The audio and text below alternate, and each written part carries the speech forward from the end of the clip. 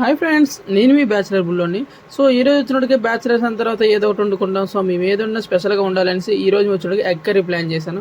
So egg curry అంటే ఏముంటుంది, సింపుల్గా ఉంటుంది అనుకుంటారు కదా. సో మన బ్యాచిలర్స్ చేసి ఎలా ఉంటుంది నేను చెప్పేస్తాను చూసుకోండి. సో ముందుగా మనం పొయ్యి మీద ఆయిల్ పెట్టుకోండి. ఆయిల్ పెట్టి కొంతమంది ఏం చేస్తారు, గుడ్లు డైరెక్ట్గా వేసేయకుండా పసుపు వేసి తర్వాత గుడ్లు వేస్తాం. అప్పుడు ఏమనుకుంటాం, పసుపు వేస్తేమో ఆటోమేటిక్గా అంటకుండా ఉంటుంది, నెక్స్ట్ గుడ్లు బాగుంటాయి అనుకుంటాం కదా. అది కరెక్ట్ కాదండి. సో ఆయిల్ అనేది బాగా బాయిల్ అయిన తర్వాత గుడ్లు విడిచిపెట్టండి. అప్పుడు ఏం ప్రాబ్లం ఉండదు, గుడ్లు కూడా అంటుకో. చూడండి, నేను బాగా బాయిల్ అయ్యాక ఎగ్స్ అనేవి వేసాను.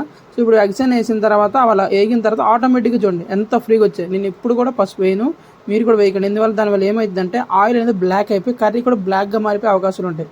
సో అందువల్ల గుడ్లో పసుపు వేయకండి. కర్రీలో వేసుకుని పర్లేదు, బట్ ఆయిల్లో మాత్రం పసుపు వేయకండి. చూసారా ఎంత బాగా గోల్డెన్ కలర్ రెసిపీగా క్రిస్పీగా రెడీ అయిపోయి.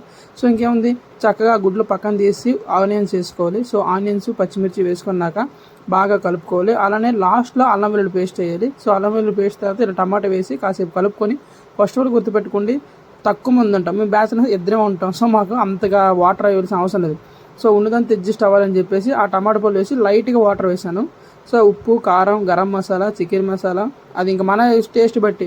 సో బ్యాచిలర్స్ మీకు తెలిసిందే కదా, దొరికినట్టు కుమ్మేస్తాం. సో ఇందులో నేను వచ్చినడికి గరం మసాలా, ఎగ్ మసాలా, ఉప్పు, కారం, పసుపు, ధనియాల పౌడర్ అన్నీ వేసుకున్నా, కొంచెం కస్తూరి మెంతి కూడా వేసుకున్నా. సో నెక్స్ట్ గుడ్లు బాగా కలుపుకున్న తర్వాత సో ఇలా టమాటా పళ్ళు ఉడికిన తర్వాత దాన్ని ఇలా మొత్తం కలుపుకొని బాగా మిక్స్ చేసుకోవాలి.